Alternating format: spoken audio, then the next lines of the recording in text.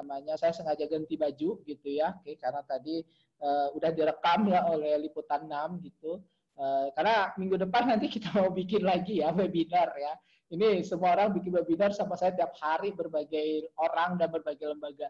Tadi sih dari profesor dari Unpad, saya bilang ada loh topik yang cocok, apa, UMKM batik. Nah, kenapa? Karena tahun lalu saya kebetulan memang bikinkan model bisnis di Bank Indonesia yang itu harusnya diterapkan tahun ini di seluruh wilayah. Itu ada 3. Nah, ada 4. Kopi, ekspor kopi, kemudian ekspor model bisnis cabai, model bisnis bawang, dan satu lagi yang paling menarik adalah model bisnis untuk produk turunan kain. Jadi saya itu diberi kewenangan kemarin melakukan kajian gitu ya ke beberapa tempat binaannya Bank Indonesia ya. Jadi kalau teman-teman tahu di Bali itu ada tenun putri mas yang harganya bisa 20 juta, 12 juta, di Batura ada batik kentongan gitu ya. Nah, saya alhamdulillah itu ya dapat kesempatan untuk melakukan riset bersama teman-teman di Fakultas Ekonomi Manajemen dari ITAPS gitu ya. Nah, kita kemudian membuat model bisnis. Itu udah jadi, harusnya nanti mulai diterapkan tahun ini. Coba karena Covid mungkin ya kita postpone dulu. Jadi kekayaan kita tuh luar biasa dalam kaitan dengan pakaian gitu ya. Dari setiap provinsi itu ada minimal 1 atau 2 binaan Bank Indonesia, itu biasanya batik-batiknya itu keren sekali. Nah, baik, kita akan masuk hari ini ya. Oke, jadi sudah saya siapkan bahannya, sudah tayang ya Mas Regi ya. Oke. Belum Pak, belum tayang. Belum, karena tadi saya belum screen share. Oke, baik. Saya akan ulangi. Nah. Oke. Baik. Oke. Nah, sudah tampil ya? Sudah, Prof. Nah, topik yang kedua ini judulnya adalah kondisi Gauss-Markov dan autokorelasi. Jadi kita hari ini belajar ya Gauss-Markov itu apa, lalu autokorelasi itu apa. Kita batasi satu dulu. Dan saya, insya Allah yang akan saya ajarkan adalah filosofinya.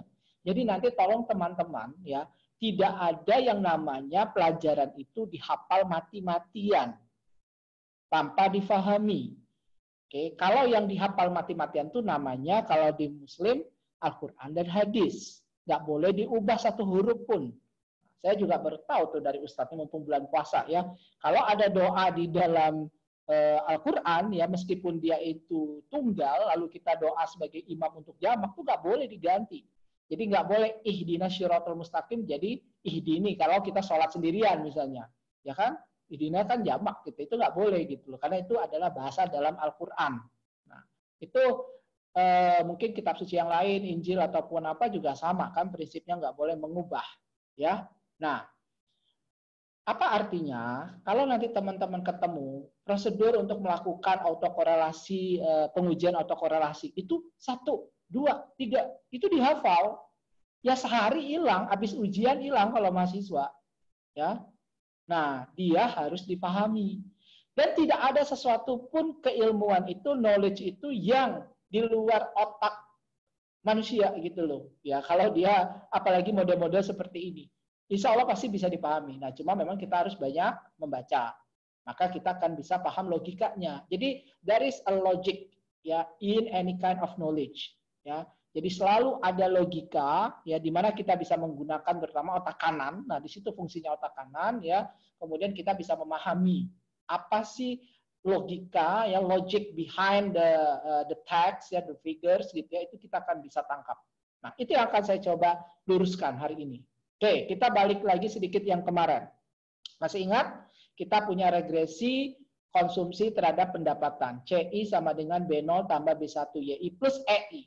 Ini kira-kira untuk sampel atau untuk populasi. Oke, karena EI residual, E kecil bukan epsilon, maka ini adalah garis regresi sampel untuk data kita.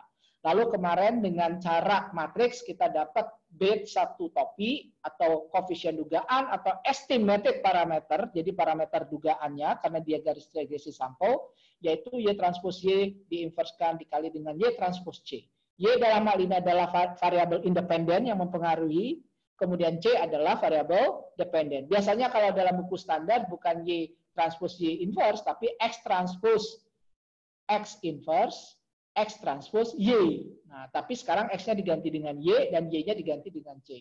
Ya. Yang penting tahu logikanya, jangan dihafal. Once teman-teman menghafal X transpose X inverse, X transpose Y. Pada saat dia dependennya C, independennya Y, yang nggak boleh itu diganti dengan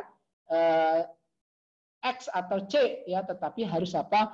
Harus tetap yaitu Y absen Y.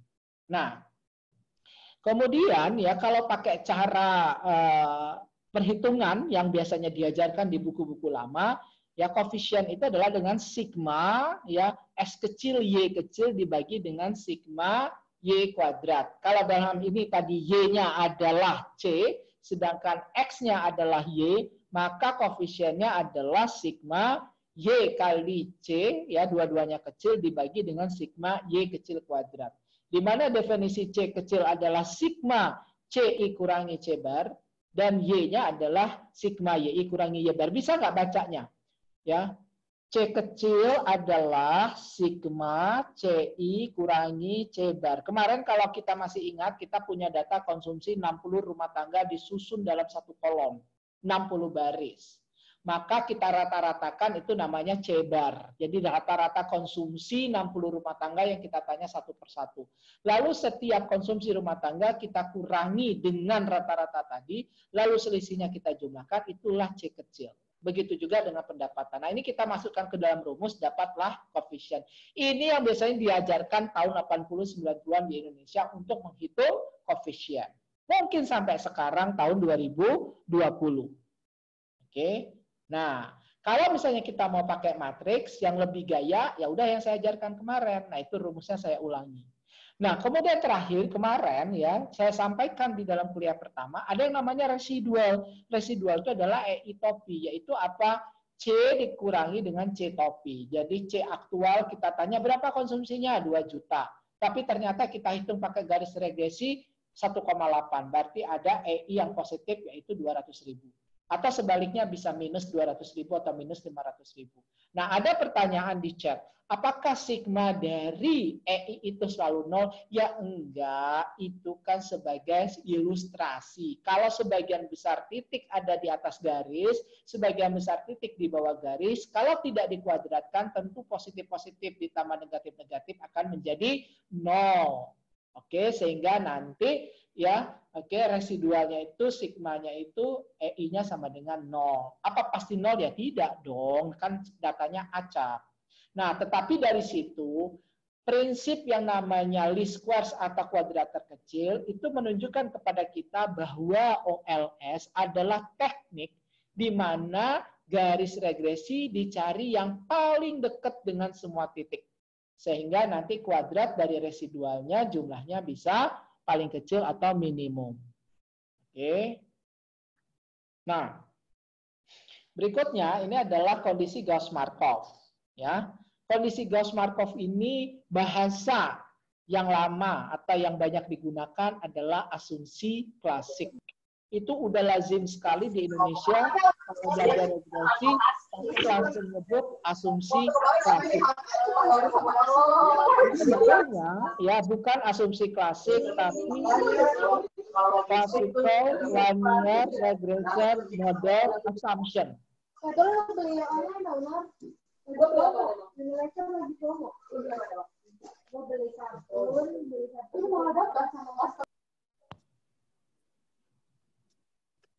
Oke, kita lanjutkan. Sekali lagi mohon maaf ya rekan-rekan, ini sangat mendistrak saya gitu ya. Kalau udah dikasih tahu tuh nggak mau ngikut juga gitu ya, nggak usah ikut kulon karena bikin dosa ya. Jadi teman-teman itu mengganggu orang tuh bikin dosa, bukan dapat ilmu. Jadi kalau misalnya nggak bisa ikut peraturan, nggak mau baca peraturan, nggak usah ikut kulonnya, bisa nyari ilmu di tempat lain. Oke, saya tegaskan lagi ya. Once pertama tolong masuknya sebelum 15.45. Yang kedua, udah tahu telat, cepet-cepet di mute. Oke, kalau misalnya nggak ngerti juga, mending nggak usah masuk daripada dosa gitu loh, bukan pahala yang dapat. Mendingan ngaji, ya. Karena mendistrak sekali. Prof, Oke, ya. itu web WhatsApp-nya nampil Prof di layar, Prof. Ya udah nggak apa-apa Mas. Habisnya susah udah di setting nggak bisa, udah terima aja lah ya, udah teknologi begitu. Sabar Oke. Prof, puasa. Bukan puasa masalahnya, itu sih orang harus dimarahin karena orang yang melakukan kesalahan udah ditegur berkali itu kata Rasul sih udah nggak benar, dia udah dapat dosa gitu loh, ya. Oke. Marah itu yang penting terkendali. Kalau saya marah mah saya tinggalin, selesai nih kulon gitu ya. Oke, jadi kalau saya masih nerusin itu nggak marah, tapi tolonglah pengertiannya gitu ya. Oke, bisa ya. Jadi kalau misalnya memang nggak ngerti teknologinya, ya belajar gitu loh. Jangan sampai telat gitu ya. Oke, jadi nggak merugikan orang. Oke, biarin aja, karena Indonesia memang harus begitukan. Orang tuh nggak mau baca buku, kenapa? Ya karena memang nggak disadarkan gitu ya. Nah, sekarang contohnya. Pernah nggak tahu kondisi Gauss-Markov? Kalau saya survei, nggak akan sampai 10% mahasiswa atau orang yang pernah belajar ekonometrika di Indonesia tahu kondisi Gauss-Markov. Taunya cuma asumsi klasik. Istilah asumsi klasik pun nggak ada di buku teks. Itu cuma dipotong-potong. Yang benar itu adalah asumsi model regresi linear klasik. Jadi yang klasik itu adalah model regresinya, bukan si asumsinya. Nah, tapi karena sukanya dipotong, ya kan, maka jadilah begitu. Itu orang yang ngeyel namanya. Oke, sekarang kita lihat istilah baru. Namanya kondisi Gauss-Markov. Oke, kenapa? Karena dikemukakan oleh Gauss, disempurnakan oleh Markov.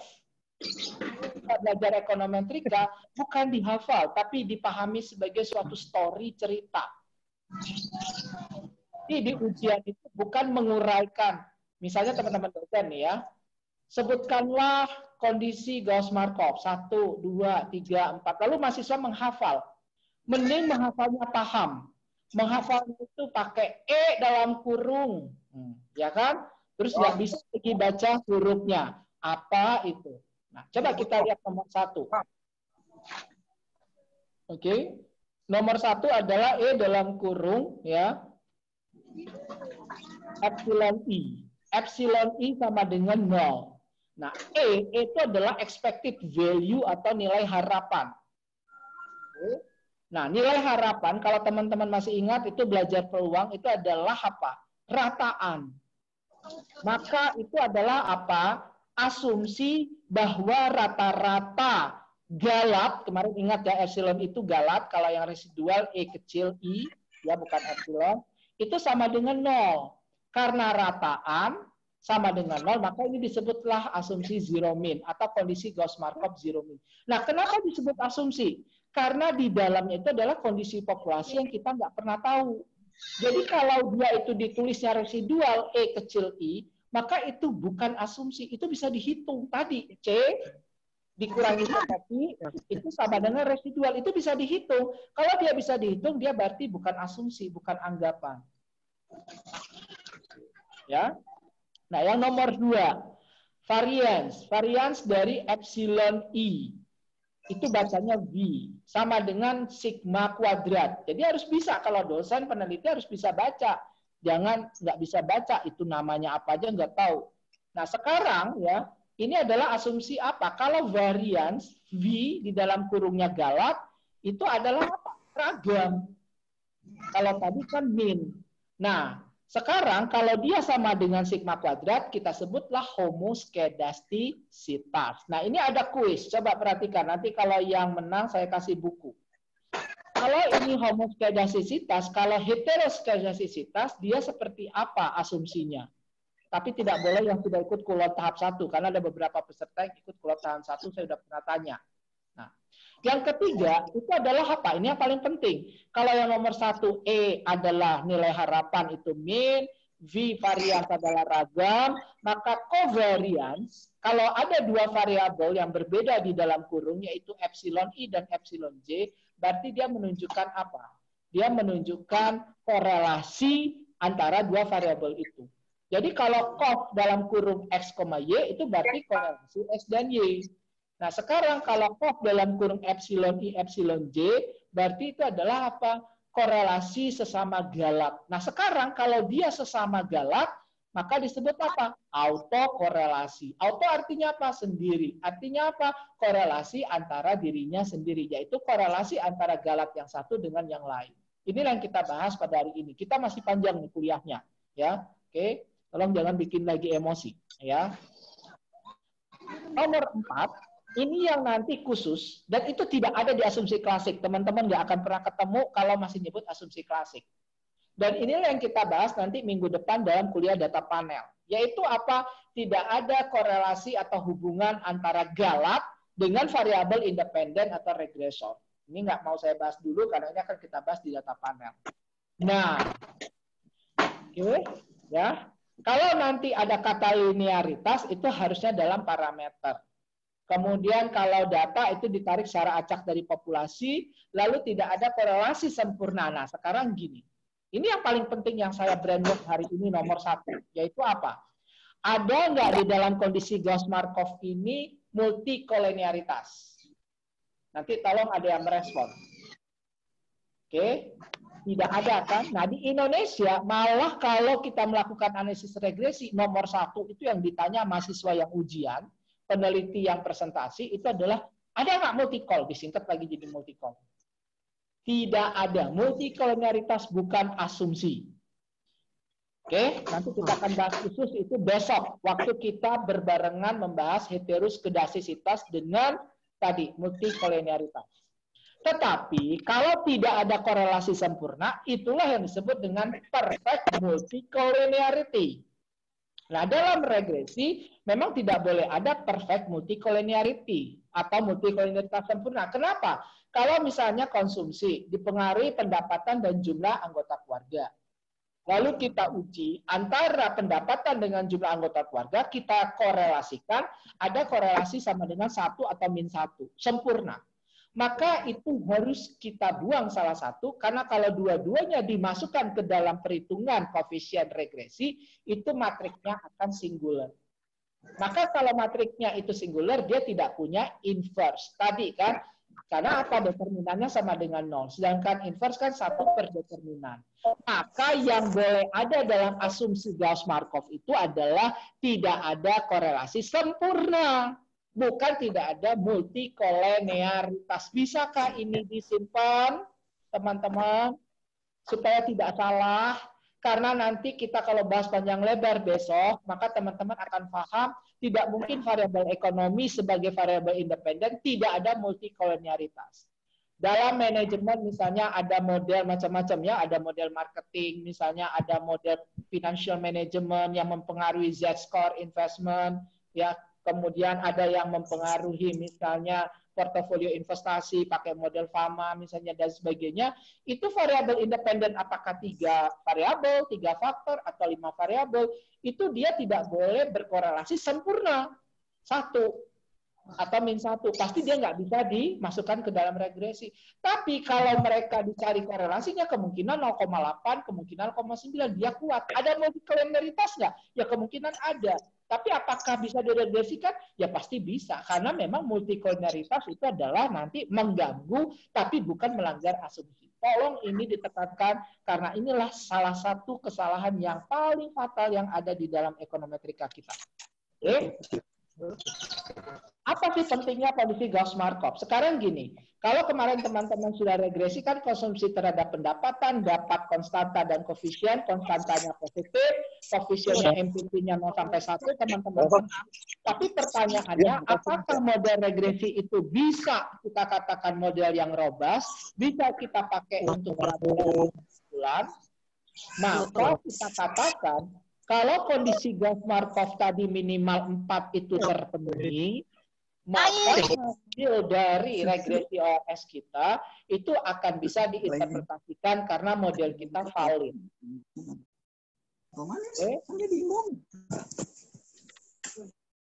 Mas Regi sambil tolong dicek ya, please banget ya. Kalau yang memang ada nggak unmute ketahuan orangnya, tolong aja dikasih tahu gitu ya. Oke. Nah, kemudian ya, jadi nanti mohon ya kalau ada info di WA Group, makanya kenapa WA Group itu dibikin teman-teman gitu ya, itu supaya teman-teman baca info yang ada, dan info yang ada itu insya Allah bermanfaat, meskipun saya juga kadang menginfokan acara gitu ya, itu karena untuk kepentingan bangsa ya, bukan saya supaya terkenal, saya sih disebarkan sama semua kementerian untuk acara-acara gitu ya. Persoalannya adalah kalau teman-teman nggak baca pengumuman, teman-teman nggak update ya, kayak tadi kan sudah dibikinkan flyer yang bagus, peraturan tata tertib ya. Nah, itu tolonglah diikuti. Karena mendistrak sekali gitu loh. Ya, oke. Nah, baik ya, kita lanjutkan. Oke. Kalau misalnya kita cari koefisien, dan itu kita sebut estimator, atau OLS estimator bahasa Inggrisnya. Jadi kalau bisa bahasa Indonesianya tahu, bahasa Inggrisnya tahu. Nah, kalau jadi dosen atau peneliti itu baru keren. Nah, koefisien dugaan dari regresi itu akan blue. Apa itu blue? Best, linear, unbiased, estimator. Berarti dia terbaik, tidak bias, ya, tapi linear. Nah, linear itu tadi memang nggak saya bahas dalam karena waktu kita mungkin terbatas. Di Papua, Best itu adalah karena dia punya variance minimum. Dan ini nanti terkait dengan nyata tidak nyata yang sangat menjadi fokus kemarin saya bahas di regresi yang pertama. Itu kalau di Indonesia itu sangat harus semuanya nyata. Sampai kemudian ada yang bertanya di sesi tanya jawab, apakah semua variabel itu boleh ada yang nggak nyata? Ya kan, ada yang nggak nyata, apa semua harus nyata? Ya itulah memang persepsi kita. Nah, base itu terkait dengan itu. Nanti nilai T. Artinya apa? Kalau variansinya minimum, standard error of coefficient-nya, simpangan baku dari koefisiennya, jadi dari residual, nanti dihitung pakai angka variabel independen, nilai-nilainya, lalu kemudian kita dapat namanya SI, standard error of coefficient, nah itu akan menjadi dasar untuk mendapatkan T. Oke, nah nanti saya akan tanya tentang T, akan saya kasih kuis. Pertama, Gauss-Markov zero mean. Itulah yang saya sampaikan tadi cerita di awal. Kalau kita punya titik-titik di atas sebagian, di bawah sebagian, maka garis regresi cenderung akan melalui tengah titik itu. Karena dia akan meminimumkan jumlah kuadrat dari residual. Itulah zero mean. Nah, akan tetapi kalau teman-teman baca buku teks, zero mean itu akan terpenuhi kalau kita punya konstanta. Masih ingat nggak tadi rumus konstanta? Konstanta adalah nilai dependen rata-rata dikurangi dengan koefisien dikali nilai independen rata-rata. Oke, jadi variabel dependen rata-rata dikurangi dengan koefisien dikali dengan variabel independen rata-rata, itulah konstanta. Maka dengan adanya konstanta ini akan menyebabkan nilai residual cenderung ke 0. Makanya nanti regresi bisa aja nggak pakai konstanta, tapi hasilnya nanti bisa dilihat, ya, R-square-nya lebih rendah atau lebih tinggi. Nah, itu pelajari sendiri. Oke, berikutnya yang kita akan bahas hari ini cuma satu, tapi inilah dasar teman-teman memahami ekonometrika sampai nanti ke level yang jauh lebih tinggi seperti dynamic panel data ataupun model spasial, ya, ataupun model-model yang sudah advance. Karena kita belajar dari dasar yang akan kita pakai sampai kuliah, ya, yang ke-12 kalau ekonometrika, karena 2 kali adalah tentang penulisan artikel jurnal, maka tolong ini diperhatikan baik-baik, disimak baik-baik. Ya, kalau yang lagi nggak puasa ya bisa sambil minum, ya kan, tapi yang puasa ya mudah-mudahan dapat pahala, ya. Semakin besar effortnya, usahanya untuk belajar, insya Allah dihitung sebagai amal baik, ya. Asal nggak ganggu orang dengan unmute, ya. Oke. Pengertian autokorelasi. Tadi udah jelas, kalau ada kata auto berarti sendiri. Nah, maka autokorelasi, korelasi sesama dirinya sendiri. Kalau dia terkait dengan asumsi, berarti kita lagi ngomongin galat asumsinya. Berarti ada atau tidak ada korelasi sesama galat. Kalau nanti di variable time series itu ER, autocorrelation, ya. Jadi kalau ER itu autoregresif, artinya apa? Dia diregresikan pada dirinya sendiri. Berarti YT fungsi dari YT-1. YT dan YT diregresikan, saling meregresikan. Ya, tadi ya YT function dari YT-1. Maka disebutlah ER, autoregresif. Di Indonesia namanya AR, susah nyebut ER kan? Nah, jadi itulah contoh-contoh semua istilah ada logikanya, ada artinya. Nggak boleh dihafal. Ngapalin semua gila dan nggak bakal masuk surga, ya. Oke. Jadi mendingan ngapal kitab suci, ya. Oke, mudah-mudahan masuk surga langsung kalau itu, ya. Kalau ini belum tentu, panjang masih jalannya. Nah, sekarang, ya, kalau yang pertama adalah pengertiannya korelasi antara galat, galat kan nggak bisa dihitung. Maka kita representasikan dalam residual. Nanti kita plotkan data residual tahun ke T dengan data residual tahun T-1, dapatlah gambar. Kalau gambarnya seperti di layar, dia punya pola yang trennya positif, yang kiri, atau trennya negatif yang kanan, artinya dia punya pattern, itu berarti ada indikasi apa? Korelasi antar residual itu secara series kuat. Maka ada kemungkinan indikasi autokorelasi. Kira-kira seperti itu. Nah, kalau kita perdalam, ya nanti ada di rumusnya, ya. Nanti ini ya sampai ke sini, tetapi sekarang kita pelan-pelan dulu. Kenapa autokorelasi penting dalam ekonomi? Ini yang jarang dibahas. Kenapa? Karena belajar ekonometrika udah langsung aja langkah-langkah. 1, regresikan. 2, hitung. Lalu itu keluar di ujian tengah mahasiswa, ujian akhir. Uraikan langkah-langkah autokorelasi. Itu bukan ujian ekonometrika, itu ujian sejarah bangsa Indonesia. Nah, ya. Jadi kalau saya ujian ekonometrika itu pakai teka-teki silang. Dikasih kotak-kotak 10, nah itu nanti dapat nilai 30 atau 40 dari teka-teki silang itu. Nah, sekarang ya, yang paling penting kita pelajari ekonometrika itu adalah ekonominya. Maka pertama aspeknya adalah sebetulnya apa sih autokorelasi itu? Tadi kan udah dijelaskan antar galat, antar residual diplotkan, tapi kan masih belum paham. Pertama, di dalam makroekonomi ada yang namanya inersia, expected inflation. Makanya ada istilah expected inflation. Jangan diterjemahkan jadi inflasi harapan. Nggak ada inflasi diharapkan ya. Oke. Jadi udahlah kalau yang nggak bisa diterjemahkan jangan. Nah, ada inersia interest rate. Artinya apa? Kalau inflasi aja hari ini, kalau saya sebutkan tadi ya yang ikut tadi seminar dengan Pak Menteri Pertanian, kalau saya itu agak-agak jahat ya, saya soalnya di Japri semua gitu ya, must be a friend ya with minister gitu ya, paham gitu ya teman-teman, beberapa ya salah satu juga WA gitu ya, maksudnya kan mengkondisikan ya, tapi kan saya kan profesional gitu ya. Tapi kalau saya jahat, saya misalnya memang orang yang nggak sembarangan gitu ya, saya bilang aja bahwa defisit itu banyak loh di timur segala macam gini-gini. Maka apa? Expected inflation. Ya, besok tuh akan naik tuh harga, ya. Apalagi kata Prof. Firdaus gitu ya, udah muncul di media itu, ya. Sekarang nih ya, 5 menit dari acara tadi udah muncul itu judul ya.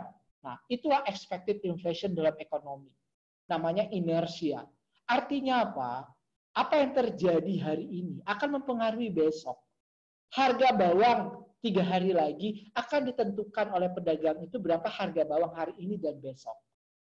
Fenomena cobweb, teman-teman kalau di ekonomi pertanian, ekonomi produksi pasti ngerti.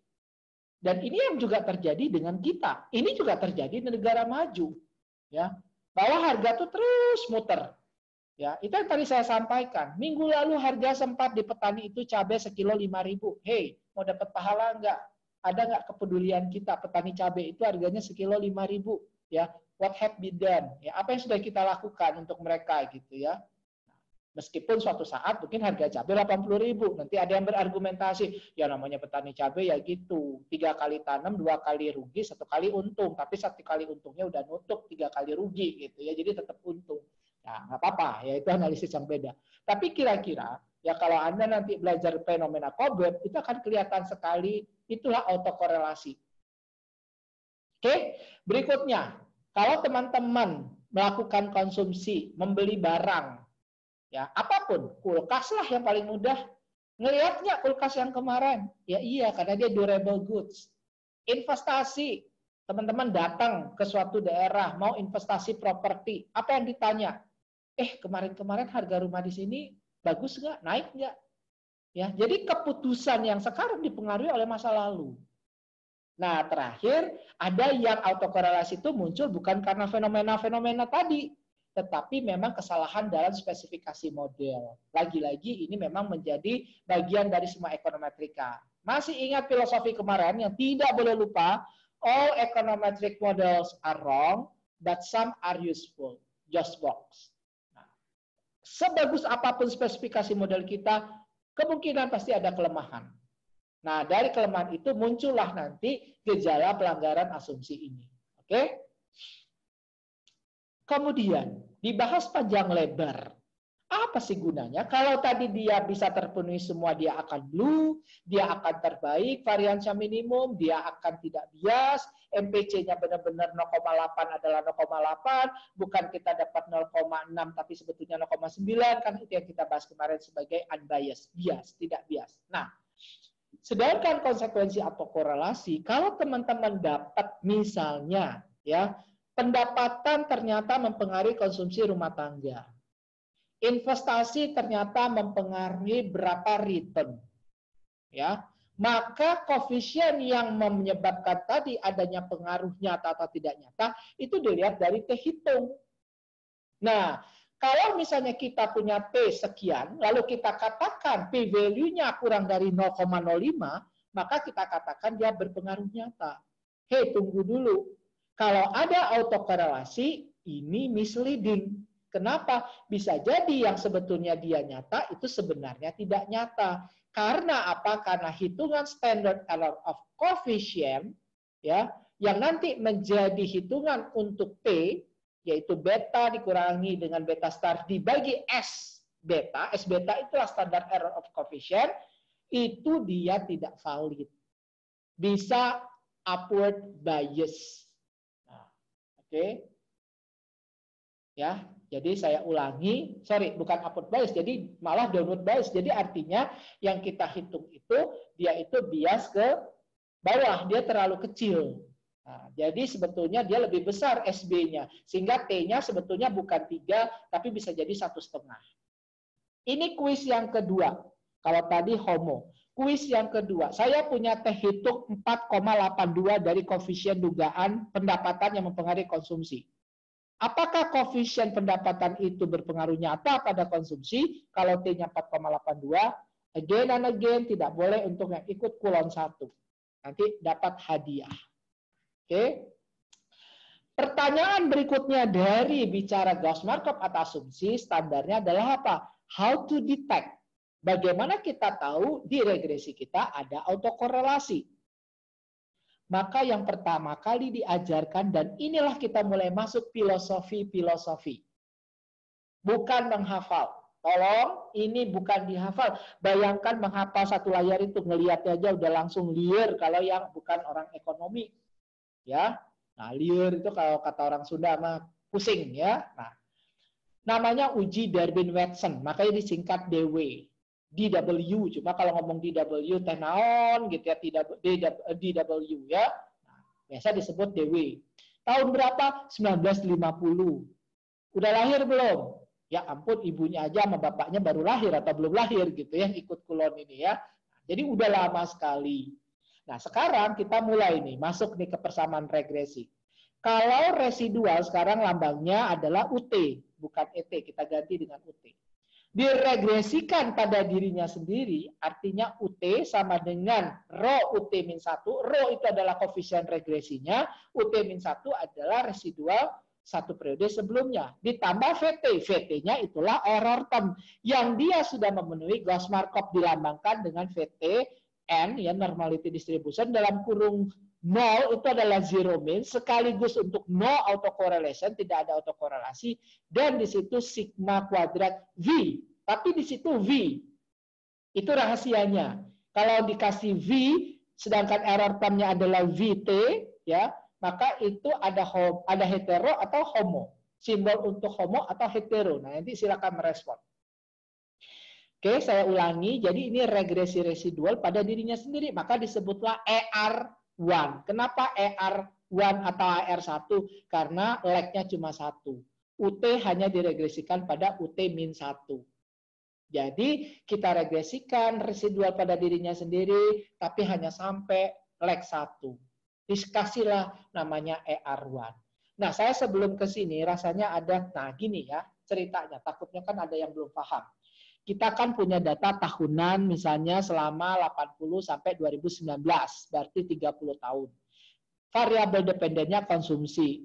Misalnya ini untuk kasus nasional Indonesia. Oh sorry, ini udah ada Lampung, Provinsi Lampung yang dekat dengan Jakarta tapi kemiskinannya masih lumayan tinggi. Ya, halo PR buat teman-teman di Lampung.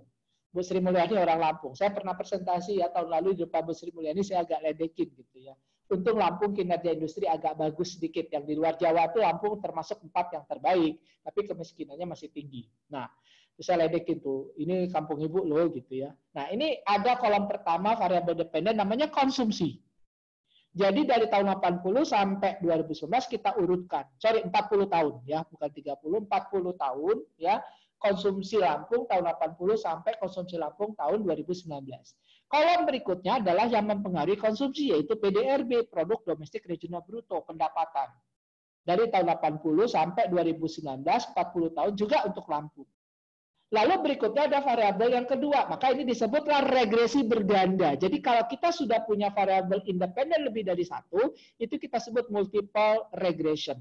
Kalau cuma satu variabel independen, kita sebut simple regression, bukan single. Ya, regresi sederhana. Tapi kalau yang sudah lebih dari satu, berarti yang sekarang mempengaruhi konsumsi lampu bukan cuma pendapatan atau PDRB, tapi juga suku bunga. Maka ini kita sebut regresi berganda atau multiple regression.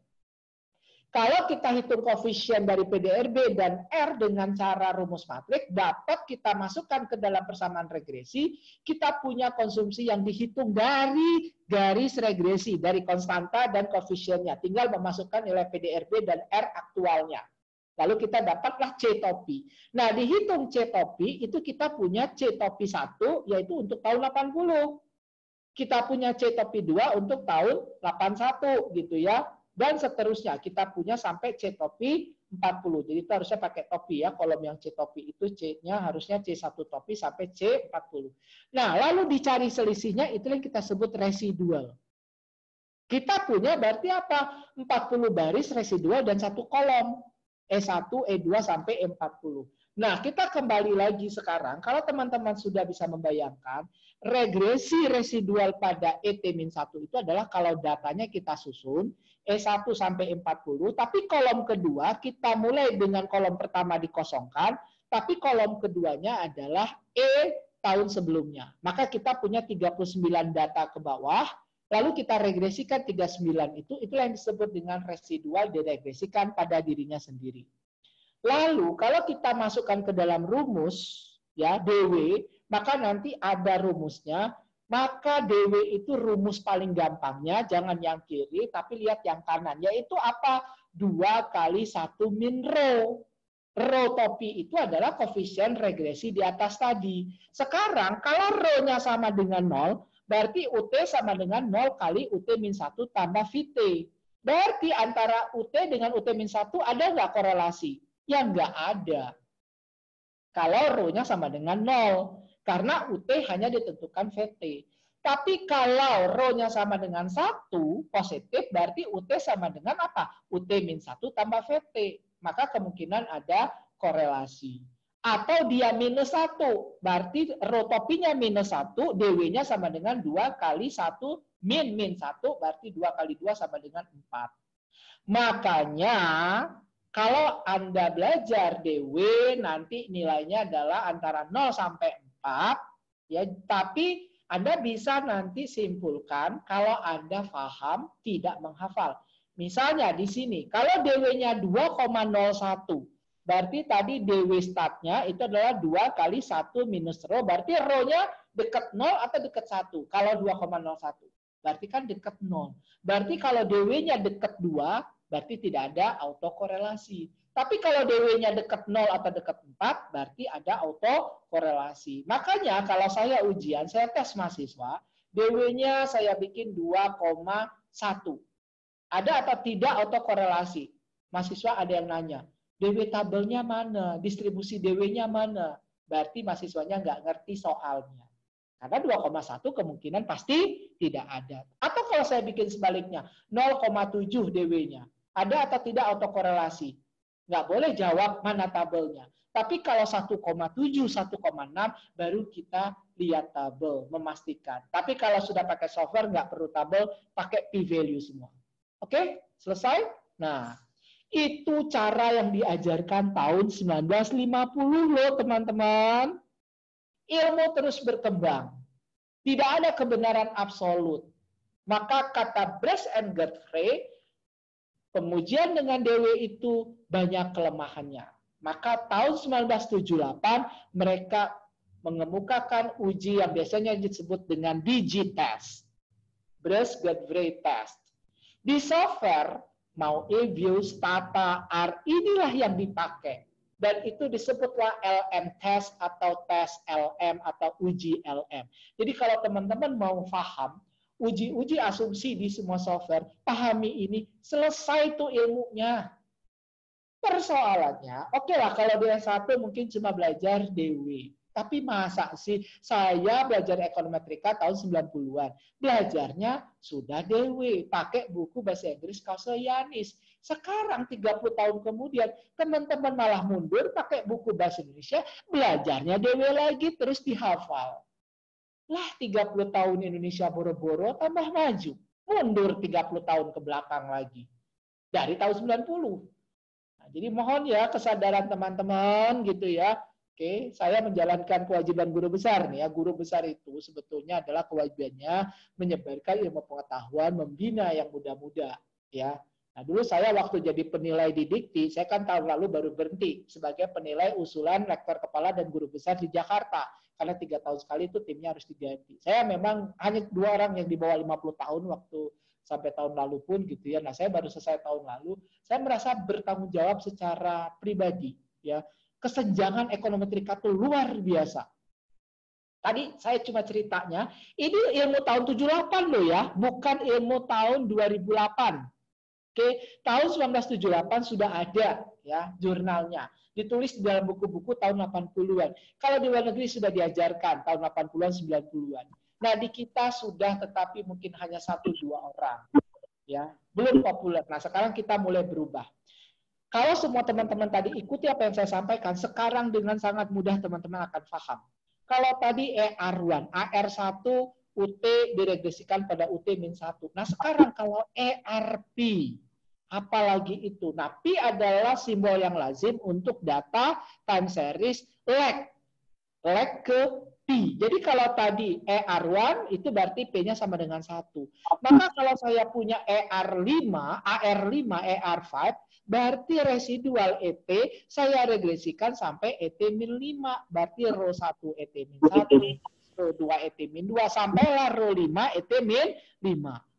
Plus VT, error term yang dia sudah Gauss-Markov. Maka prosedur LM test ini teman-teman udah harus hafalkan nanti pakai filosofi. Pertama, kita estimasi persamaan itu. Jadi kita punya residual, kita susun. Kalau lagnya sampai 5, berarti kita akan meregresikan satu kolom ET dengan ET yang kedua, tapi kita kehilangan 4 data. Oke, 5 data. Karena kita mulainya dengan ET-5, jadi 5 tahun sebelumnya. Jadi kalau data kita 40 tahun, kita akan mulai di baris ke-6. Karena kita akan masuk ke kolom kedua, ET yang 5 tahun sebelumnya. Nah, berarti kita mulai dari tahun 80, 81, 82, 83, 84, 85. Jadi di 85 lah kita mulai nanti meregresikan data ET dengan ET yang di kanannya adalah ET 1980, 5 tahun sebelumnya. Nah, sehingga kita kehilangan tadi 5 data atau degrees of freedom derajat bebas. Simple kan? Diregresikan kayak biasa. Maka dari regresi itu dapat apa? Sama, dapat R kuadrat. Nah, lalu R kuadratnya kita kalilah dengan T min rho. Kalau kita punya tadi T-nya 40 tahun, berarti 40, dikurangi dengan rho, yaitu berapa? T min P. P-nya tadi berapa? 5. Berarti kita punya angka 40 kurangi 5, 35, dikali R kuadrat. Katakanlah R kuadratnya 0,9. Berarti kita dapat berapa? 0,9 kali 35. Itu nilainya sekitar 30. Oke, besar nggak? Lumayan besar. Nah, maka keputusan kita, ingat kemarin tidak tolak H0 atau tolak H0. Nggak ada terima H0, apalagi terima H1.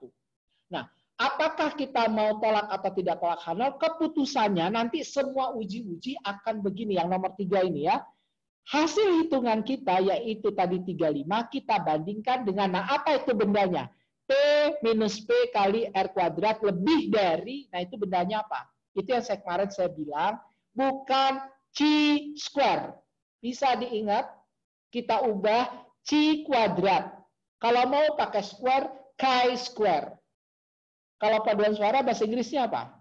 Coir nggak? Ketawa pastikan coir. Nah, pasti bilangnya kan bisa. Choir, gaya kan?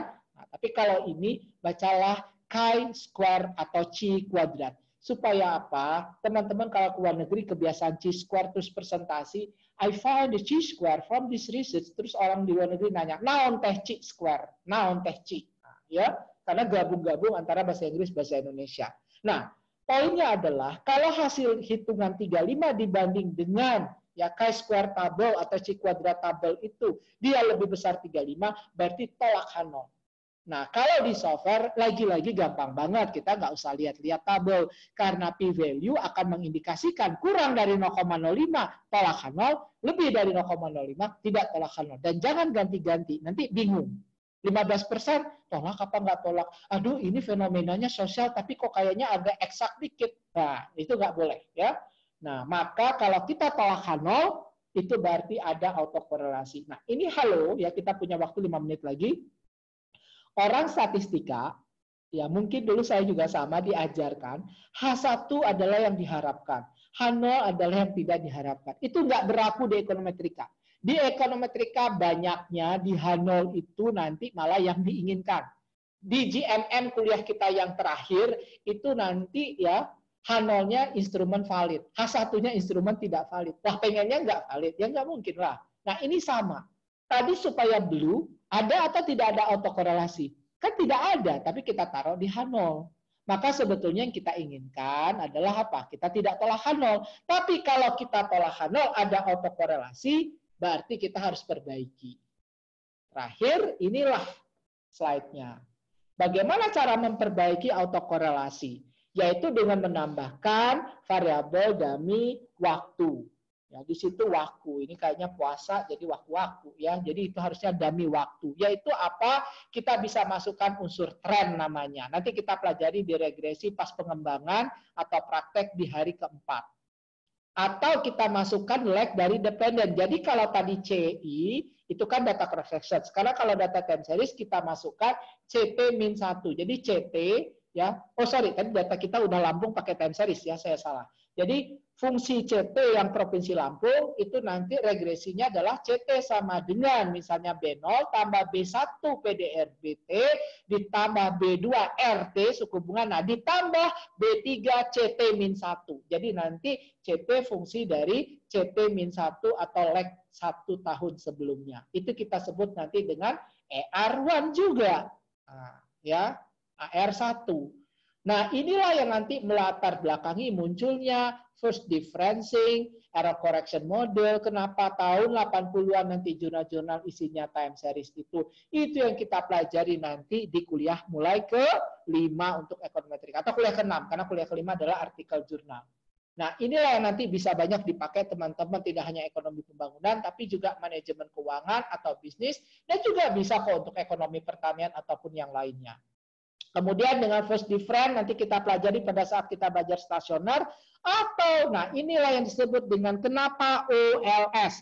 Karena O itu yang biasa, yang ordinary, ada yang luar biasa. Yang tidak biasa kemarin apa? 2SLS, 3SLS. Di sini FGLS. Visible, generalized, dispersed, noun, teh, eta. Kita nanti lihat waktu kita mungkin ada waktu di hari yang kita membahas keempat di praktek.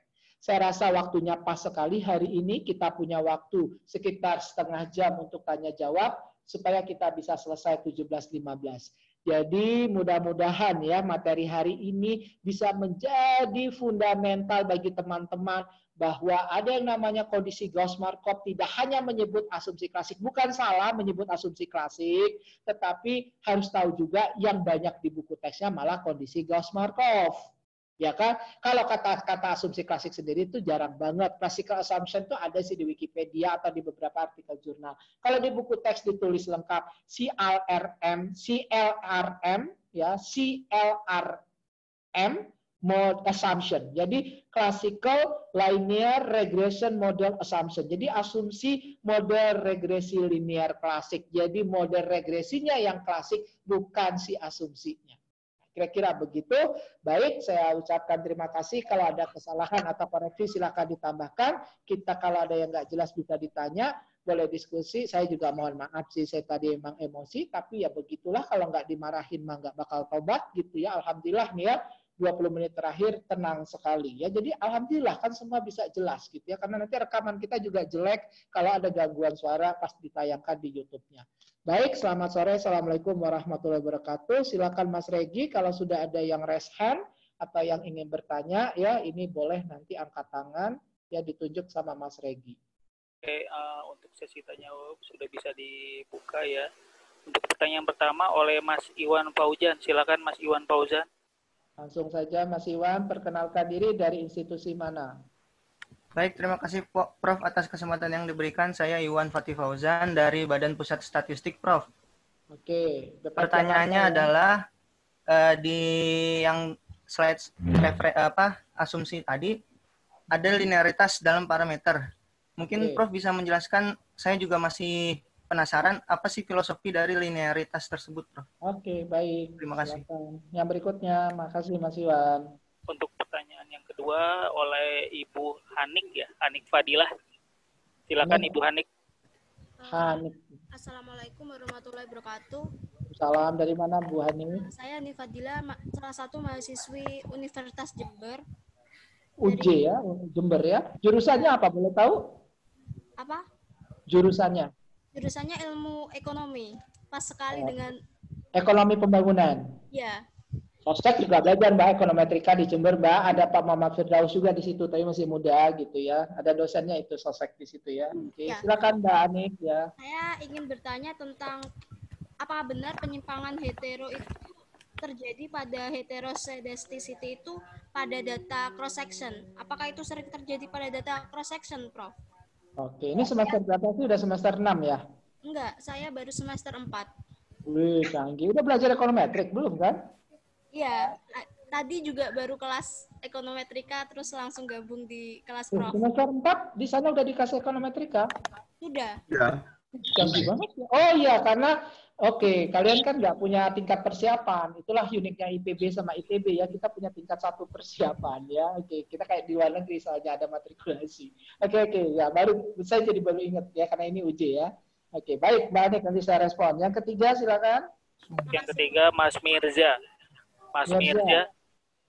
Baik, Assalamualaikum warahmatullahi wabarakatuh, Prof. Ini Pak Mirza ini yang kemarin ya. Silakan Pak. Iya, baik. Saya mau nanya. Halo? Tadi waktu kita, ya. Halo. Ini ada bisa kedengar nih. Pak Mirza. Ya. Halo, Pak Mirza. Pak Mirzanya hilang ya, Mas? Halo, halo. Ada Pak ini Pak suaranya Pak? Ada, halo? ada. Ada Pak. Halo? Halo. Ada? Putus-putus ya? Halo ya, Enggak. Pak Mirza. Enggak, iya udah. Ya bisa, ya. Silakan. Saya mau nanya tentang autokorelasi tadi, Prof. Ya. Tadi kan lebih banyak yang dibahas contoh data time series ya. Ya. Kalau kasusnya data cross section, apakah ada juga kemungkinan terjadi autokorelasi? Oke. Boleh pertanyaan yang kedua? Satu aja kali ya. Satu juga udah keren banget gitu ya. Jawabannya panjang. Baik ya. Nah, Mas Iwan ini bertanya linearitas. Nah, jadi gini, linearitas itu asumsi tadi tambahan. Ya, Gauss-Markov tadi saya sampaikan ada 1, 2, 3, 4. Minimal 4 itu harus paham banget. Zero mean, tidak ada autokorelasi, homoskedastisitas, dan kemudian satu lagi tadi apa? Yang untuk data panel. Tidak ada korelasi antara galat dan variabel independen. Lalu ditambah. Salah satu tambahannya adalah linearitas. Tapi linearitas dalam parameter. Contoh gini. Semua teman-teman, karena ini udah jago-jago nih ya, kalau meskipun semester 4 tapi udah belajar ekonometrika. Waktu di mikroekonomi dapatlah semua orang itu nggak ekonomi juga, namanya fungsi permintaan. Betul? QD sama dengan A min BP. Jadi saya tulis minus supaya ingat itu permintaan. Padahal sebetulnya kalau di ekonometrika tetap aja tulis QD sama dengan A plus BP. Tapi H0 H1-nya, H0-nya B1 sama dengan 0, H1-nya B1 kurang dari 0. Itulah bedanya statistika sama ekonometrika. Kalau di statistika, H1-nya tidak sama dengan 0. Tapi kalau di ekonometrika sudah ada teori, kan koefisiennya kalau permintaan kan negatif, maka H1-nya B1 kurang dari 0. Oke, paham ya bedanya statistika sama ekonometrika? Ya. Nah, sekarang ya, kalau saya punya seperti itu, ya, koefisiennya negatif, maka berlakulah law of demand. Berarti apa? Hubungan antara jumlah yang diminta dengan harga adalah negatif atau terbalik. Itu B1-nya linear. Kenapa? Pangkatnya sama dengan dependen. Dependen kan tadi QD. Dia sejajar. Apakah persamaan permintaan cuma itu? Kalau iya berarti belajar ekonominya harus pindah ke IPB. Nah, ada nggak persamaan permintaan yang lain? Siapa yang mau jawab? Ada nggak? Halo, ini Kulon ya. Ini kuliah online itu supaya ada interaksi. Kalau nggak namanya webinar aja. Ada, Prof. Ada yang mau coba jawab? Ada nggak persamaan permintaan? Halo, Prof. Halo, Prof. Halo? Ya? Ya, silakan. Langsung aja. Siapa ini? Ada, Prof. AIDS, Prof. Hah? AIDS? AIDS itu apa? Ini siapa ini yang jawab nih? Halo? Ini suaranya putus-putus ya. Yang jawab ini siapa sih? Yang jawab AIDS tadi siapa? Oh, nggak bisa. Nah, AIDS itu almost ideal demand system. Apakah dia itu permintaan? Iya, tapi dia tidak yang saya maksudkan. Karena AIDS pun nanti ada yang linear, ada yang non-linear. Tapi jadi belum menjawab. Jadi gini, simpel aja. Ini belum kemana-mana, belum ekonometrika. Kalau saya punya KD, tapi persamaannya adalah KD sama dengan A per B kali P. Saya ulangi, KD sama dengan A per B kali P. Kalau tadi kan KD sama dengan A min BP atau A plus BP, itu teman-teman semua udah tahu itu. Tapi A per BP mungkin nggak semua tahu. Mungkin separuh atau 75%. Nah sekarang, B-nya sejajar nggak koefisien dari harga itu dengan KD? Enggak kan? Kalau dipangkatkan kan dia pangkat -1. Maka itulah contoh yang tidak linear dalam parameter yang diestimasi. Nah, silakan teman-teman nanti ketik di Google working papers yang saya tulis dengan Bank Dunia. Yang itu sangat komprehensif ya, ekonometrikanya saya sangat bangga. 3 tahun kita menulis ya, kita publish tahun 2011 ya, waktu saya bantu di World Bank ya. Itu judulnya Who is benefiting from fertilizer subsidy in Indonesia? Siapa yang dapat keuntungan dari subsidi pupuk? Itulah yang menyebabkan tahun 2015 Pak Jokowi mengalokasikan 15 triliun untuk irigasi. Dari working papers itu saya konsinyasi dengan Bank Dunia dan BKF Kemenkeu, lalu kita menyusun anggaran, tetapi alhamdulillah diusulkan ke DPR, subsidi pupuknya tidak dikurangi malah ditambah, tapi irigasinya dikasih. DPR baik banget ya. Nah, jadi teman-teman di dalam paper itu nanti ya produktivitas Y itu fungsi dari penggunaan urea. Penggunaan ureanya kita katakan X. Lalu ada persamaan Y sama dengan alfa plus beta 1X plus beta 2X kuadrat. Itu persamaan linear nggak? Oh, kalau dalam matematika namanya kuadratik. Tapi di dalam konteks asumsi, beta 2 kali X kuadrat itu linear dalam parameter. Karena betanya, koefisiennya sejajar dengan Y. Yang dikuadratkan kan cuma variabel X-nya. Tapi nanti bentuk fungsinya akan punya titik maksimum, ya parabola gitu ya, kuadratik. Ya, itu bukan berarti dia tidak linear dalam parameter. Jadi asumsi linearitas itu adalah linear dalam koefisien yang diduga atau estimated parameter.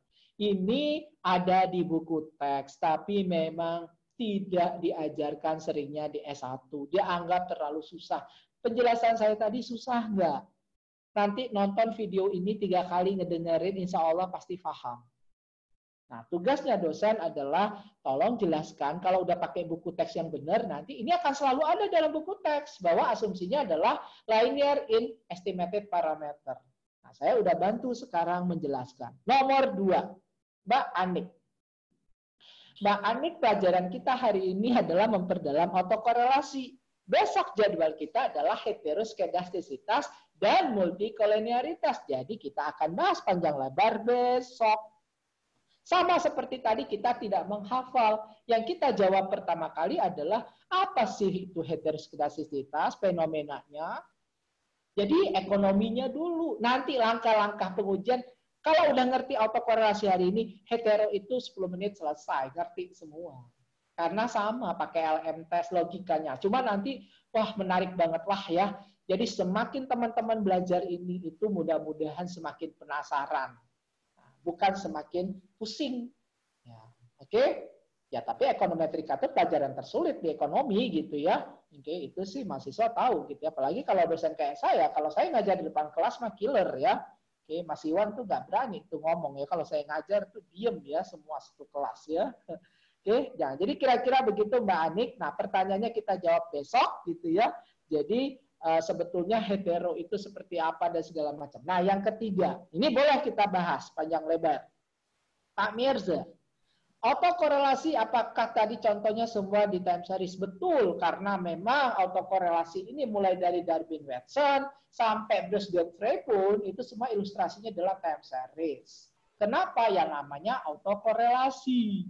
Oke, nah apakah autokorelasi ada fenomena dalam cross section? Ada, tapi namanya apa? Aduh, pusing lagi. SAR, SMA, naon lagi itu. SAR. Kan yang namanya AR itu udah nggak akan diganti di ekonometrika tuh mau apapun model pasti itu autoregresif. Tapi sekarang di depannya ada kata S. Oke, enak tuh buat buka puasa es dingin ya. Nah, jadi SAR itu apa sih? SAR itu spasial autoregresif. Kalau teman-teman nanti udah belajar pakai SAR dan ilmunya itu sebetulnya udah ada dari tahun 50-an, 60-an udah ada, tapi dikembangkan tahun 2000-an setelah panel. Itu ada di buku saya di bab yang terakhir, namanya Spatial Econometrics. Kalau nanti teman-teman bicara Indonesia, kalau tadi ikut seminar saya, poinnya apa? Negara yang kepulauan besar di dunia itu kalau kita ketik di Google itu adalah cuma negara kita. Berikutnya yang ikut adalah Filipina, Jepang. Filipina, Jepang itu nggak satu Sumatera. Berikutnya Vanuatu, Fiji yang jumlah penduduknya 200.000 satu negara. Nah, spatial econometric sangat relevan dengan negara kita. Di situ masuklah kita ke pembahasan autokorelasi untuk data cross section. Contoh apa? Model dari spatial autoregressive. Ya, artinya ada autokorelasi tapi antar cross section. Ini contoh ibu-ibu nih yang ikut kuliah. Tinggal di perumahan. Sekarang ada yang beli TV baru. Gosip nggak? WA nggak? Di WA grup mulai ngomongin gitu ya. Padahal orangnya juga ada di dalam WA. Memang dia pura-pura nggak tahu supaya diomongin gitu ya. Dia beli home theater lu. Di mana sih belinya, bekas atau enggak? COD atau enggak gitu ya. Nah, maka dalam teorinya ya apalagi di Indonesia ada orang beli TV baru nanti yang lain tetangga ikutan. Itulah salah satu ilustrasi autokorelasi dalam cross section. Tapi itu baru agak berkembang 90-an, 2000-an. Bukan berarti sebelumnya nggak ada. Makanya ilmu-ilmu yang sebelum itu berkembangnya untuk time series. Kira-kira begitu Pak Mirza. Ya kalau mau dijawab benar bahkan saya tahu karena Pak Mirza ini dosen. Dan saya pernah ngasih kuliah tamu loh di Unsri ya, di program pasca sarjana itu saya pernah ngasih kuliah tamu ekonometrika seharian. Lalu saya juga kemarin senang banget 2 tahun lalu ya saya nguji mahasiswa S3 dengan disertasi yang sangat bagus, kebetulan S1-nya IPB. Nah, jadi dia pegawai OJK minta uji sama saya karena Prof. Fauzi senior di sana minta saya nguji ya di Unsri. Teman-teman tahu nggak, disertasinya itu saya sampai sekarang akan selalu cerita mau di Geneva di International Seminar ya, mau di Indonesia ya di mana saja saya akan cerita apa? Bahwa sawit itu kalau kita mau olah ya itu benar-benar lebih dari emas, bukan emas, lebih dari emas. Nah, disertasi salah satu mahasiswa S3 di Unsri itu, ya dari sisi ekonomi dia ngelihat dari sisi keuangan, namanya sustainable finance. Jadi kalau teman-teman bikin topik disertasi, carilah topik yang seperti itu. Yang 5 tahun terakhir orang dengar gitu. Sustainable finance. Apa? Ternyata satu pabrik kelapa sawit bisa mensuplai listrik 1 kabupaten dari limbahnya. Coba bayangkan, ya, satu pabrik kelapa sawit yang besar itu bisa menghasilkan limbahnya itu untuk 1 listrik, bisa itu kabupaten. Itu dia buktikan dalam disertasinya loh. Memang pabrik kelapa sawitnya paling besar ya di Sumatera Selatan. Tapi artinya apa? Halo, ya, tolong ya kita nanti bikin riset ke situ ya. Oke, baik. Sesi kedua Mas Regi. Mas Regi. Iya Pak. Untuk yang sesi kedua tadi Mbak Nurias. Oke, Mbak Nuria silakan. Tadi banyak banget yang angkat tangan. Mudah-mudahan pasti panggil langsung ya. Silakan. Mbak Nurias. Mbak Nurias. Aduh, ini WA saya masih kebaca ya. Maklum-maklumin aja ya kalau ada WA aneh ya. Itu WA macam-macam tuh. Ada yang dari atas gitu ya. Halo Mbak Nurias. Makanya jangan suka curhat ya sama teman-teman saya ya. Kalau nanti peserta kuliah ini curhat-curhat ya itu langsung sampai ke saya loh ya. Karena ada yang curhat ke atas di Jepang tuh langsung nyampe tuh sore ini beritanya ya. Untuk curhatnya yang baik sih ya. Siapa lagi nih yang nanya? Ini sambil nunggu ya. Edi Santoso deh, Edi Santoso. Mas Edi Santoso, Mas.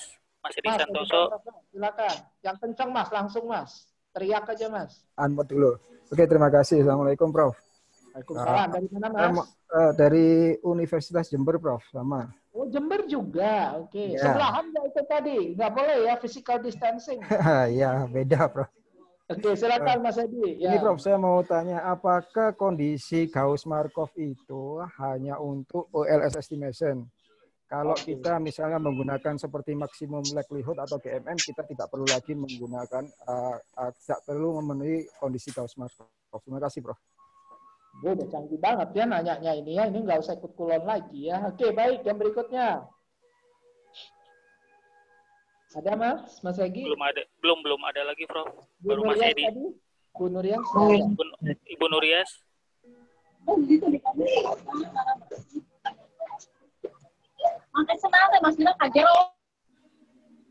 Nggak ada, Prof. Baru Mas Edi saja. Oke, nggak apa-apa. Oke, selain itu tolong nanti ada yang jawab kuis saya. Saya ingatkan lagi, kalau tadi homoskedastisitas itu lambangnya adalah V dalam kurung galak sigma kuadrat. Oke, nah kalau dia hetero, dia lambangnya apa? Kemudian yang kedua, tadi T hitung 4,82. Dia nyata atau enggak?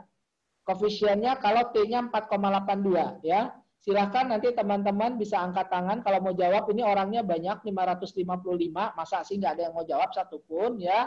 Oke, jadi angkat tangan kalau mau jawab biar ketahuan sama Mas Regi. Karena kalau nggak di unmute ya, kalau nggak di mute itu akan ribut ya, rame. Ntar aja coba kita tesnya kalau kita selesai pas di unmute, wah langsung terima kasih Prof gitu, udah rame banget itu ya. Nah sekarang gini.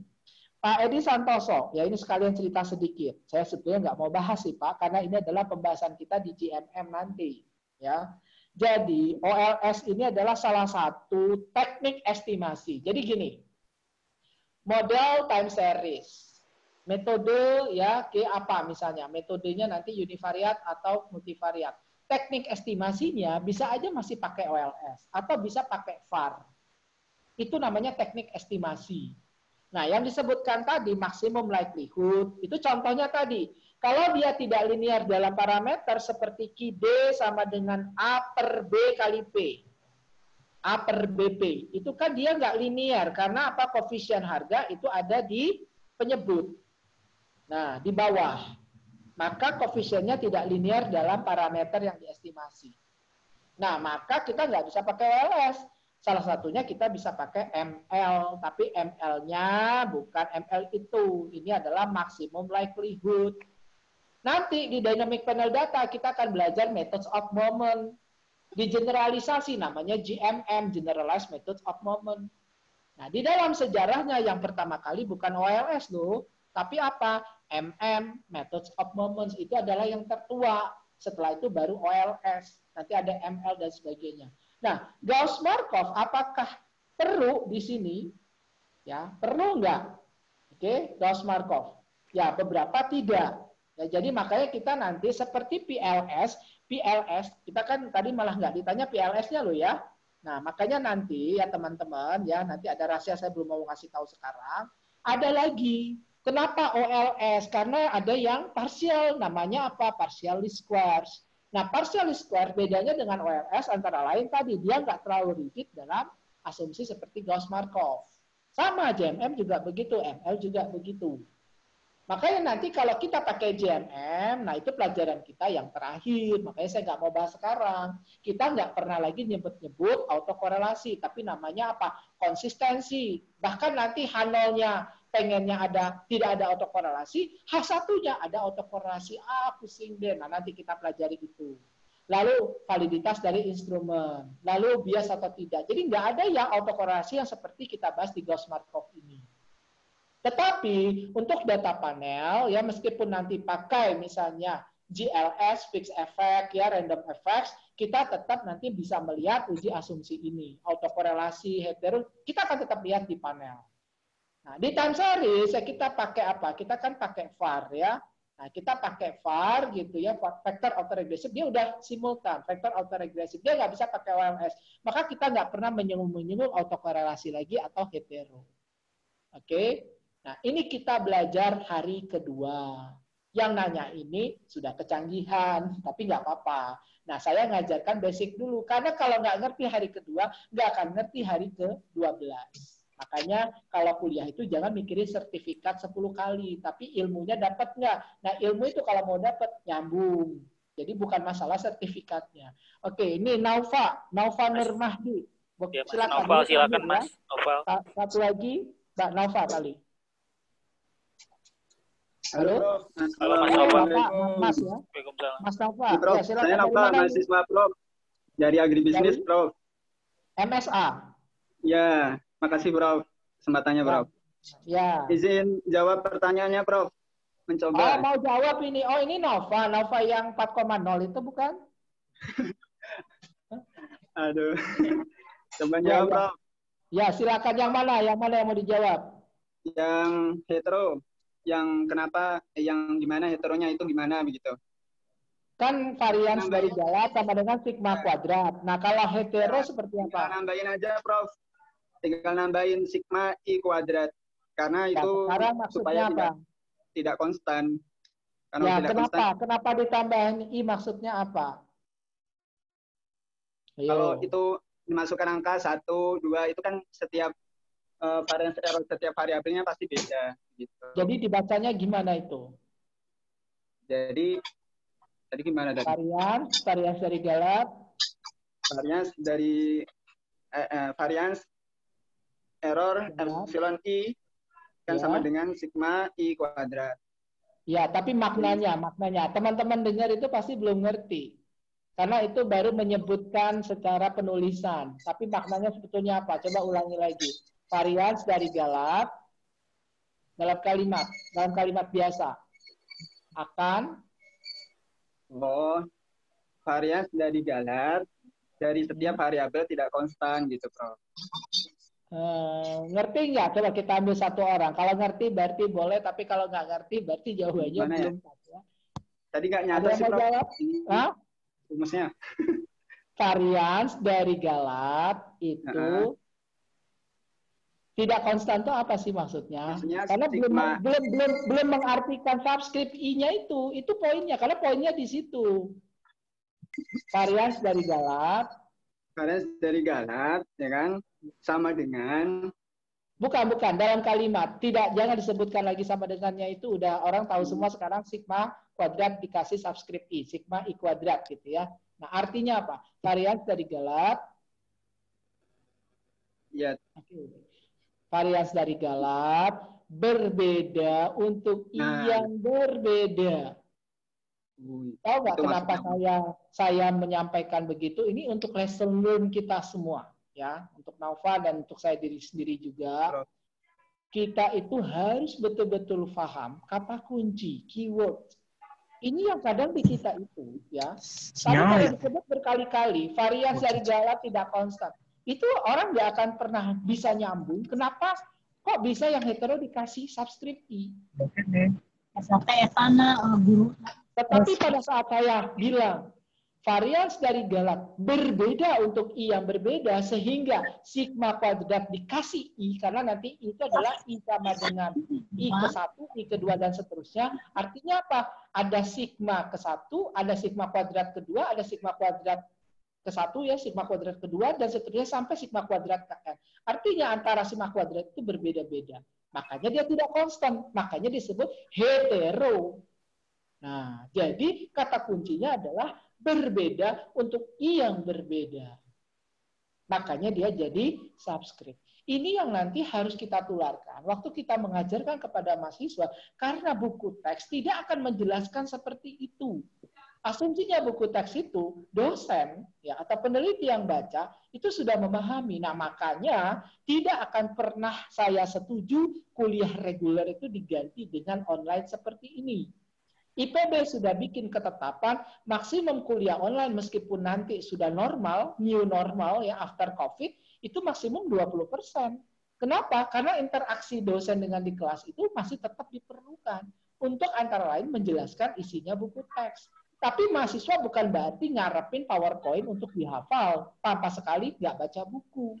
Artinya apa? Mahasiswa baca buku tapi belum paham, lalu di kelas dia nanya.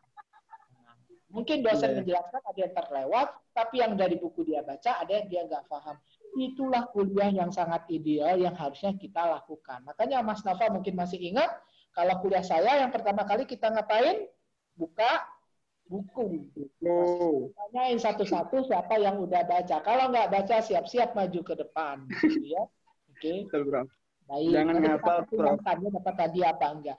Yang mau menjawab 4,82 nyata atau enggak? Ada enggak? Makasih, Nggak Prof. ada? Oke, sama-sama. Ada atau tidak 4,82? Ini nih, Ari Prinayani. Mas Regi. Pak Ani Piayani, silakan. Mbak itu kalau sudah Ani Prinayani mah, masa Bapak juga ya. Ani, silakan Mbak Ani. Mbak Ani. Halo. Halo. Halo. Halo, Mbak Ani. Di unmute, Mbak. Halo, Mbak Ani. Ya, Bapak. Oh, Bapak. Bener. Betul, Prof. Betul, Bapak. Oh, Bapak Ani. Silakan Ya. Bapak Ani. Ya. Bapak Ani dari mana ini kok Ini namanya dari unik banget? UPI Bandung, Pak, Universitas Pendidikan Indonesia Bandung. Pantes Bandung. Dari UPI ini. Ya. Maaf ya, saya kira soalnya Ani Pinayani gitu ya. Oke, silakan Pak, mangga Pak Ani. Yang T4,82, Pak ya. Ya, silakan. Itu signifikan, nyata, Pak. Kenapa? Karena batas 0,01 dan 0,05 itu kan di 1,96 dan di 2,53. Di berapa Pak? 1,96? 96 kan yang tak terbatasnya dengan 2,53 atau 56. Jadi 2,53 itu apa maksudnya? Kalau 1,96 semua nanti tahu. Kalau 2,5 T tabelnya, Pak. T tabel, T studentnya. T tabelnya. Oke. Ya, T batasnya tabelnya atau distribusi 1,96. T-nya? Distribusi Iya. T-nya atau T tabel ya? Distribusi T-nya 1,96. 6. Jadi itu 4,82 kan lebih besar dari Untuk taraf nyata berapa Pak? Taraf nyatanya berapa kalau 1,96? 0,01, 196. 0,01. Apa 0,01? Ya. Kayaknya masih salah, harus lihat ya. Jadi Salah. bukan 0,01. Di 0,05, Pak. 2. Hah? Ya, Nggak saya apa-apa, itu nanti taunya lihat lagi. batasnya itu 1,96 dengan 2,5 sekian gitu, Pak. Nah, itu udah tadi salah. tertukar 0,01 sama 0,05, tapi itu signifikan di 0,01 Nggak apa-apa. dan Jawaban 0,05 Bapak sih signifikan. sudah, jawaban Bapak sudah benar, tapi itu teknikal. Nah, ini satu lagi ya. Saya mau ngajarkan gini. Di S1 itu, jawaban Bapak tuh benar banget. Ya, secara statistika benar gitu ya. Oke. Tapi nanti gini, ini cara saya membantu gini. Masalahnya kan gini. Ada yang namanya rule of thumb. Oke, teman-teman. Poinnya itu kata kuncinya di rule of thumb-nya. Oke. Nah, rule of thumb itu apa? Saya selalu mengeluarkan ujian begini. Sengaja dibikin T-nya itu 10,6 atau T-nya 1,2. Lalu kan saya tanya, koefisiennya itu berpengaruh nyata enggak? Mahasiswa semua bilang apa sebagian yang nggak bisa jawab? Tabelnya mana Pak? Yang tadi dibilang oleh Pak Ani. Itu artinya apa? Mahasiswa nggak ngerti apa yang saya tanya. Kenapa? Karena ada rule of thumb. Rule of thumb T itu berapa? Ribet kalau ngingat yang tadi dari Bapak. Paling gampang berapa? 2. Jadi kalau T itu 2,1, oke, kita mungkin masih signifikan Itu lah. batas apa, Pak? 2 itu batas apa, Pak? Nah, jadi Bapak nanti kalau baca buku teks, tidak ada batas-batas. Karena batas-batas kalau Bapak udah ngomongin, itu nggak akan pernah ketemu di diskusi-diskusi ekonometrika atau seminar, karena itu orang statistika. Oke? Kalau di software kan ada p-value ya, muncul signifikan p-value. Nah, sebentar, Bapak dengar dulu ya. Jadi, kita belajar itu, Pak, bukan technical. Jadi, bedanya S0 sama S1 adalah kalau kita belajarnya batas atas DW, DU, ya tadi yang DW itu kan ada DU, ada upper gitu ya, ada lower kan DL, DU. Kemudian kita bandingkan dengan tabel. Itu S1, itu S0. Nah, S1 dia memahami kalau kita punya koefisien regresi rho sama dengan 0, itu artinya nggak ada korelasi. Maka pada kondisi itu rule of thumb-nya DW berapa? 0, 2, dan 4. Kalau dia dekat dengan 0, dia dekat dengan 4, berarti apa? Udah pasti ada korelasi. Kalau dia dekat dengan 2, maka tidak ada korelasi. Kenapa namanya rule of thumb? Karena kita nggak bisa mengatakan dekat dengan 2 itu berapa. 2,3 dekat dengan 2 enggak? Nah, tapi kalau 2,02 udah pasti dekat sama 2. Itulah rule of thumb. Sama dengan T, kalau saya punya T-nya itu 2,3, udah pasti signifikan. Bukan berarti bahwa saya ngambil 1,9 dan 2,3, karena that's not very important issue-nya. Karena kenapa 2? Simple, Pak. 1,96 itu susah banget ingatnya. Persoalan kita bukan di 1,98 atau 2,01. Karena kalau sudah 1,99 atau 2,01, itu udah pasti dia signifikan. Nah, persoalannya, betul kata Bapak, kalau kita udah pakai software, ya kita mah nggak perlu bicara statistik lagi. Kita perlunya cuma lihat p-value. Nah, nanti Pak, p-value itu nggak ada kaitan sama rule of thumb tadi. Rule of thumb adalah ilmu filosofi untuk mengajarkan kepada orang supaya orang itu tidak terjebak kepada menghafal atau technical, ya, understanding.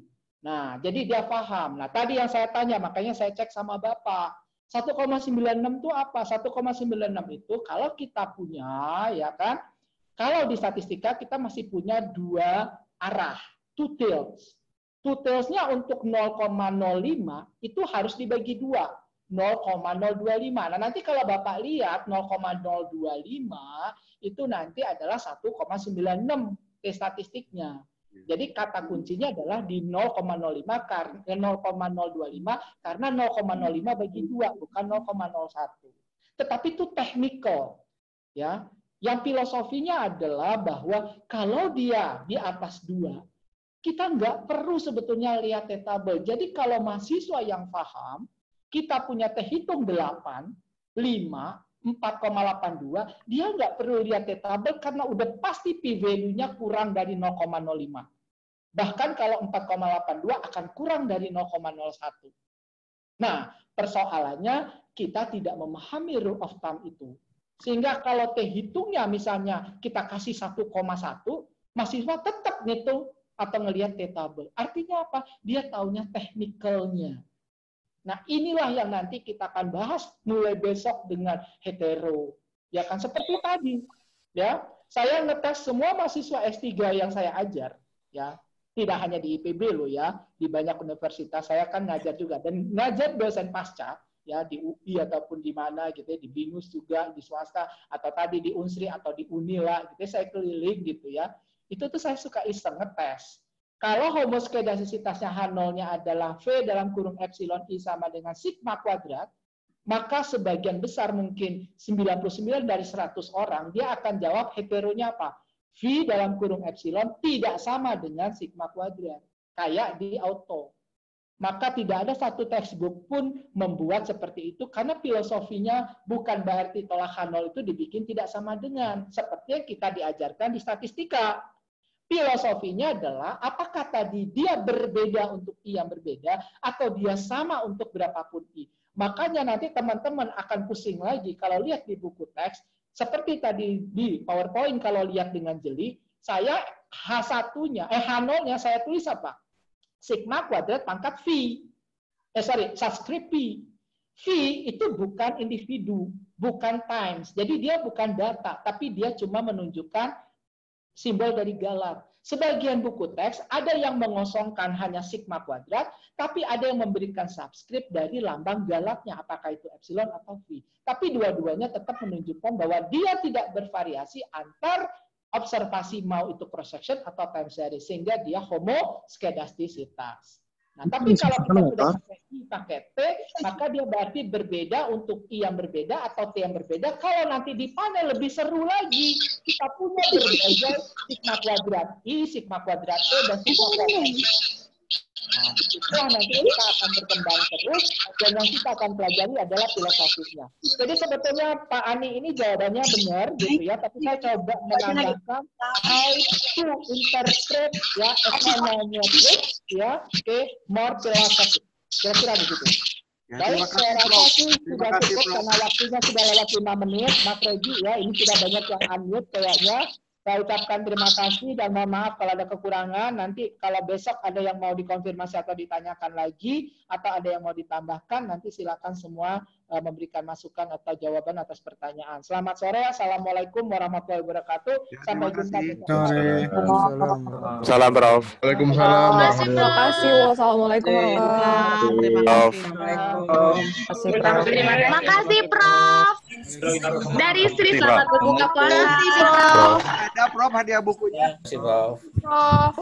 Pak Ani ya, nanti ya. Oke, nanti Pak Ani ya. Ya, nanti. Ada dua grup nanti diingatkan aja. Selamat berbuka, Prof. Oh iya, selamat berbuka. Di sini masih lama. Di sini 25 menit lagi. Iya, masih lama. Oke, yang udah berbuka yang di Jember sekali ya. Oke.